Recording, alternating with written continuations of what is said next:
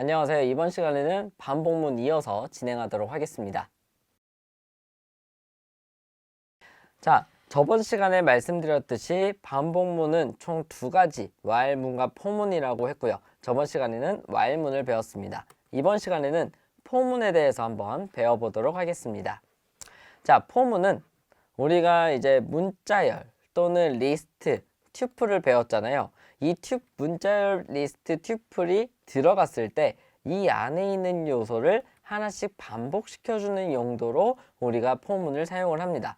그래서 for문은 맨 처음에 이렇게 for라는 키워드를 사용을 하고요. 우리가 이제 사용할 변수, for문 안에서 사용할 변수고요.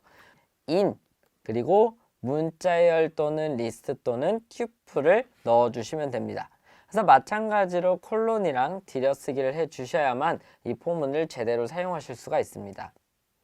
자, 한번 예시를 한번 봐보면 이번에 리스트 푸드, 저는 약간 인스턴트 종류를 굉장히 좋아합니다. 그래서 햄버거, 치킨, 피자를 하나의 리스트로 담았어요.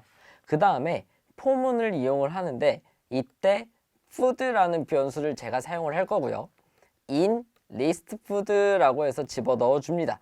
그리고 그 밑에는 포문 안에는 실행 문장으로 프린트 푸드가 있어요. 이렇게 되면 어떻게 되냐면 컴퓨터가 맨 위에서부터 아래로 첫 번째 리스트를 읽게 되죠. 여기 오른쪽에 숫자 있습니다. 그 다음에 2번 포문을 읽게 됩니다.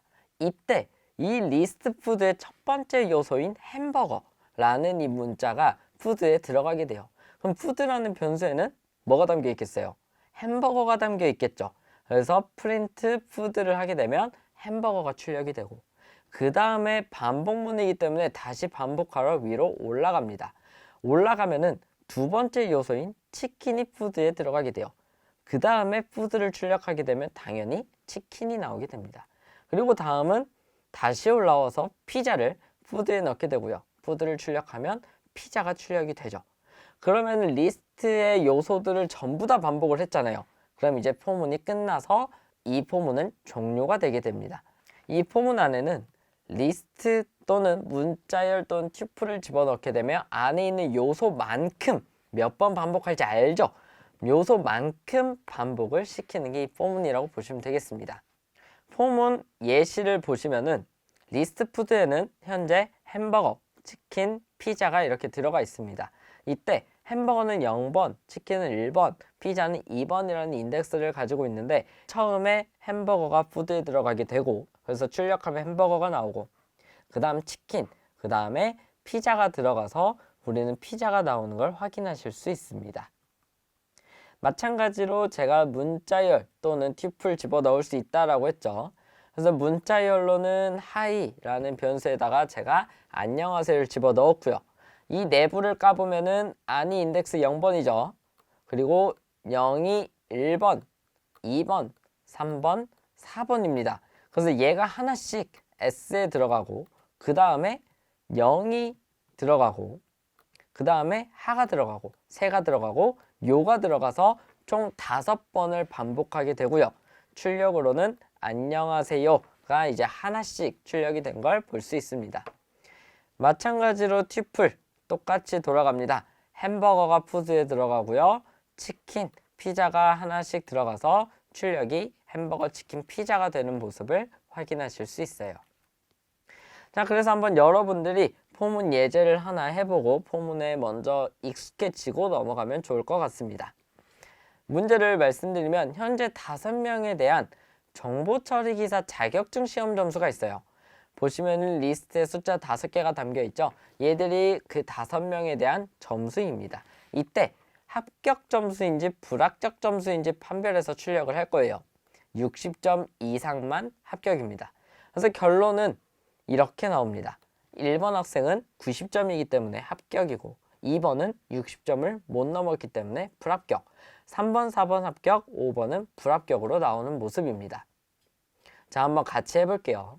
먼저 스코어 리스트라고 하고 이 안에 90점, 45점, 70, 60, 55, 70, 60, 55점이 이렇게 있습니다. 그럼 우리는 얘가 합격이냐 불합격이냐를 판단하려면 각각의 숫자에 하나씩 접근을 해야 됩니다. 90점의 접근, 45점의 접근해서 60보다 큰지 알아봐야 돼요. 그러려면은 우리는 포문을 이용을 하면 됩니다. 변수는 제가 마음대로 설정하면 돼요. 스코어 in 스코어 언더바 리스트라고 해주시면 됩니다.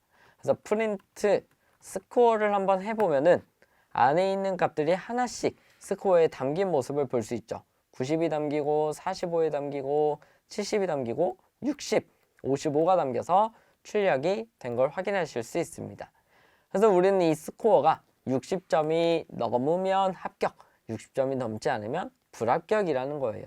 if 이 스코어가 60점 이상이라면 프린트 합격입니다 라고 해놓고 else 60점 미만이 되겠죠. 프린트 불합격입니다 라고 합니다. 그래서 한번 출력해보면 합격, 불합격, 합격, 합격, 불합격이 나오죠.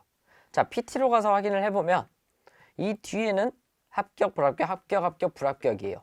근데 이제 이 앞에 1, 2, 3, 4, 5번만 이제 해주시면 됩니다. 얘는요, 우리가 변수 하나를 만들어서 반복할 때마다 일씩 증가하게 만들고 이 안에 넣어줄 겁니다. 그래서 이 폼은 밖에 위에다가 넘버라고 해서 숫자 1이라고 집어넣겠습니다.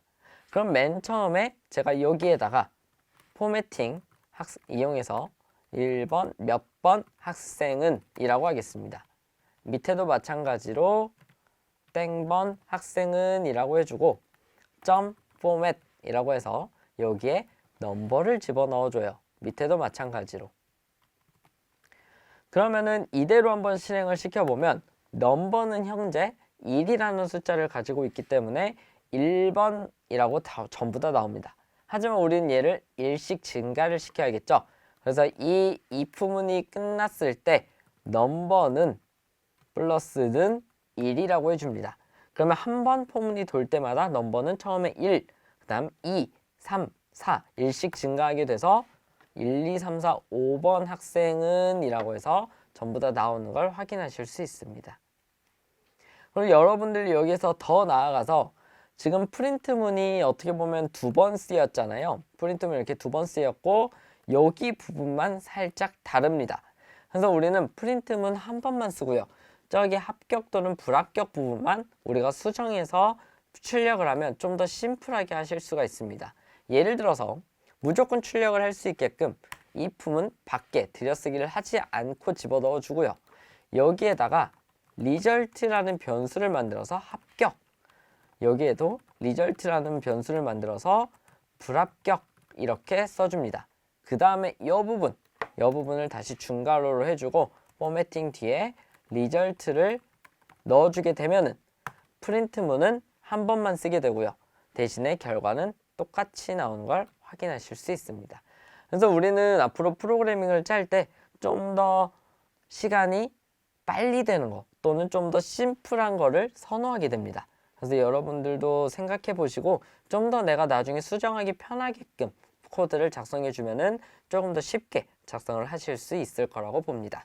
자, 그래서 일단 반복문 사용법이 총 2가지가 있는데요. 그 중에 첫 번째 사용법은 이걸로 마치도록 하겠습니다. 다음 시간에 range라는 함수를 이용해서 포문을 다른 방식으로도 사용하는 방식에 대해서 알려드리도록 하겠습니다. 고생하셨습니다.